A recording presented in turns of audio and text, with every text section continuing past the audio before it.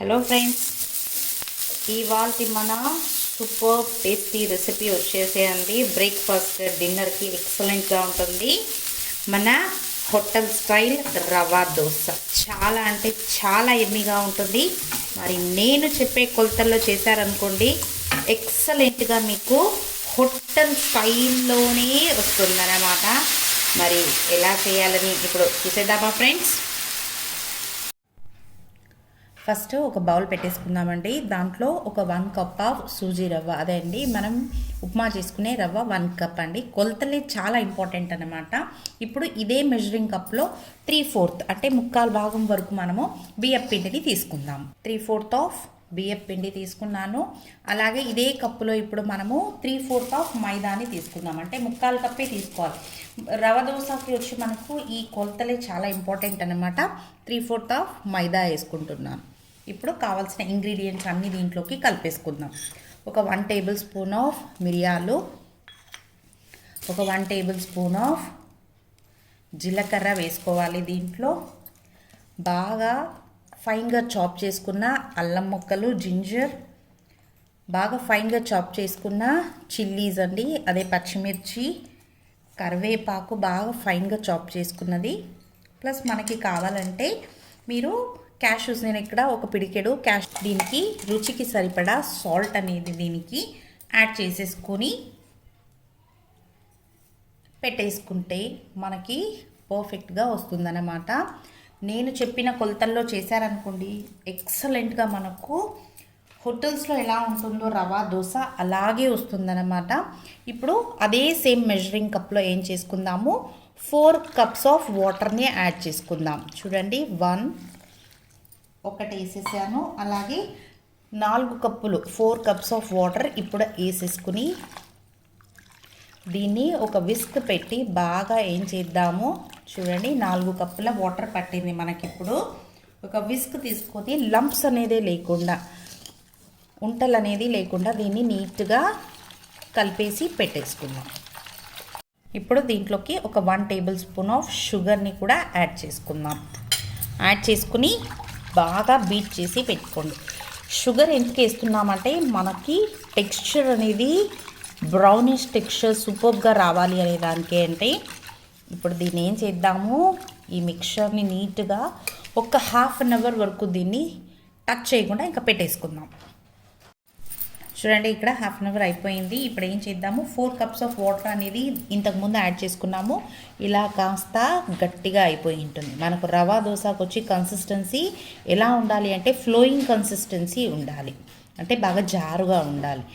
అదే మెజరింగ్ కప్పుతో ఇప్పుడు ఏం చేసుకుందాము, ఇంకొక 1 కప్ ఆఫ్ వాటర్ని యాడ్ చేసుకుందాం. అంటే టోటల్గా మనం ఎన్ని కప్స్ ఆఫ్ వాటర్ యాడ్ చేసుకున్నాము, 5 కప్స్ ఆఫ్ వాటర్ని యాడ్ చేసుకున్నాము. ఇది కొలతలు అన్నమాట. ఇలా చేస్తే సూపర్గా రెస్టారెంట్ స్టైల్దే వస్తుందన్నమాట. ఇప్పుడు ఏం చేద్దాము, దీంట్లోకి ఇప్పుడు రవ అనేది సాఫ్ట్ అయిపోయి ఉంటుంది, 1/2 అవర్ వరకు సోక్ అయింది కాబట్టి దీంట్లో ఆ క్రిస్పీనెస్ కోసం మనం ఏం చేద్దాము, ఒక 2 టేబుల్ స్పూన్స్ ఆఫ్ రవాని ఇలా యాడ్ చేసుకుందాం.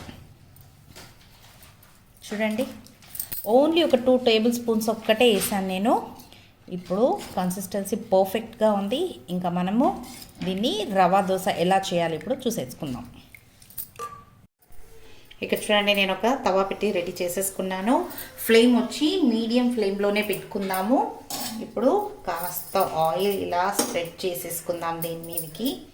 మీకు కావాలంటే ప్లెయిన్ రవా దోశ కూడా వేసుకోవచ్చు. నేనైతే ఇక్కడ ఆనియన్ రవా దోశ చేస్తున్నాను. ఫస్ట్ ఏం చేద్దాము, ఆయిల్ అలా స్ప్రెడ్ చేసేసి దీని మీదకి కొన్ని ఆనియన్స్ని వేసేసుకుందాం. అలా స్ప్రెడ్ చేసేసుకున్నారనుకోండి, సూపర్గా ఉంటుంది. ఒక 1 మినిట్ వరకు ఇలా వదిలామనుకోండి, మనకు ఆనియన్స్ కాస్త బ్రౌన్ అయిపోతాయి. బాగా గుర్తుపెట్టుకోవాలి, ఫ్లేమ్ ఎప్పుడు మీడియంలో ఉంటేనే ఉండాలన్నమాట. అదర్వైజ్ మనకు దోశ ఏమైపోతుందంటే అవుట్ సైడ్ నుంచి మీకు చూడడానికి బాగా క్రిస్పీగా ఉన్నట్టు ఉంటుంది, బట్ లోపలంతా పచ్చి పచ్చిగా ఉంటుంది. Let's wait for 1 minute. చూడండి, ఇప్పుడు మనకి ఇక్కడ బాగా నీట్గా రోస్ట్ అయిపోయింది ఆనియన్స్ కూడా. ప్రతిసారి ఏం చేయాలంటే మనము పిండిని నీట్గా ఒకసారి ఇలా నీట్గా కలిపేసుకోవాలి.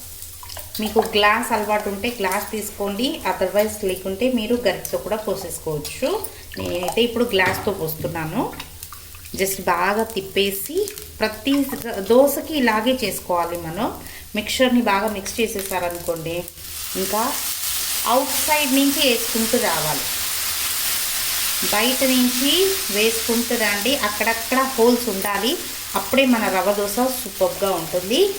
ఫ్లేమ్ ఎలా పెట్టుకోవాలి, మీడియం ఫ్లేమ్లోనే ఉండాలి, అప్పుడే మనకు బాగా సూపర్ క్రిస్పీ అయిన హోటల్ స్టైల్ రవ్వ దోశ వస్తుంది. ఇప్పుడు చూడండి, మనకి పైన ఆ స్టిక్కీనెస్ అనేది అంతా తగ్గిపోయింది కదా. ఈ స్టేజ్లో మనం నూనె కావాలంటే నూనె, నెయ్యి కావాలంటే నెయ్యి వేసుకోవచ్చు. నేను ఈరోజు ఘీని యాడ్ చేసుకుంటున్నాను. అదే అండి నెయ్యి.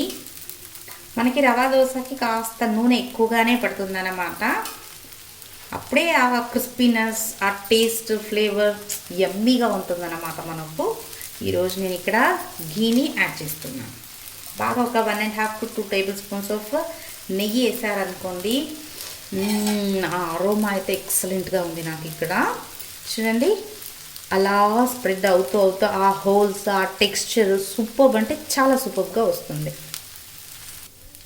ఇప్పుడు చూడండి, టోటల్ అన్ని సైడ్స్ సూపర్గా మనకు ఆ టెక్స్చర్ అనేది వచ్చేసింది.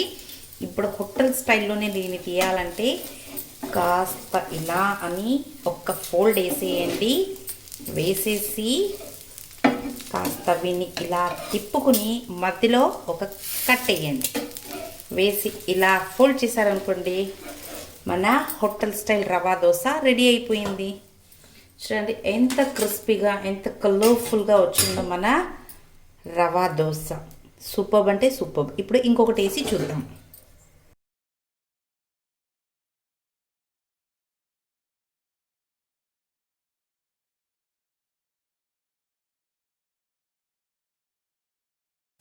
చూడండి, మన ప్లెయిన్ రవా దోశ సూపర్గా రెడీ అయిపోయింది. అంతే, ఒక కట్ ఇచ్చి ఒక ఫోల్డ్ చేసేసాక అనుకోండి, ట్రయాంగులర్ షేప్లో మన hotel style rava dosa ready అయిపోతుంది. అంతే అండి, ఎంతో సూపర్గా ఉండే మన రవా దోశ సూపర్గా రెడీ అయిపోయాయి. ఒకటి ఆనియన్ రవా దోశ విత్ ఘీ, ఒకటి ప్లెయిన్ దోశ అన్నమాట. ఇప్పుడు టేస్ట్ చేసి చూద్దాం.